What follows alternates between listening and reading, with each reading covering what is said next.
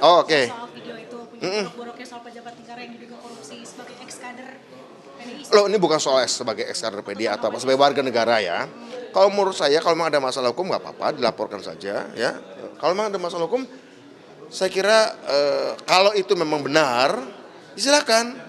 Kalau diindikasikan ada pelanggaran hukum, dilaporkan saja pada lembaga penegak hukum di negara kesatuan Republik Indonesia.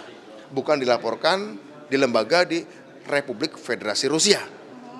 Yang bermasalah kan orang Indonesia, bukan orang Rusia. Ya kan? Yang bermasalah kan namanya Bambang, namanya Ahmad, namanya Agus, namanya Sri, namanya Ningsih. Yang bermasalah kan, bukannya namanya Sergei, Vladimir, Anatoly, ya, Alexander.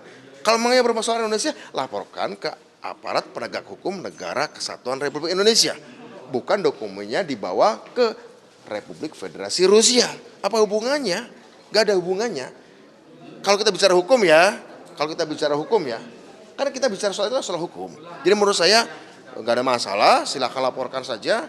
Kalau memang tidak ada kepercayaan ya tentu saja Pak Prabowo juga mengatakan jelas sekali soal korupsi. Ini berlaku untuk siapapun ya. Bagaimana kasus-kasus hukum tentu saja harus diselesaikan secara hukum dan ya, aparat hukum kita ya kepolisian, ya KPK, ya kejaksaan kan begitu ya. Download Tribun X sekarang, menghadirkan lokal menjadi Indonesia.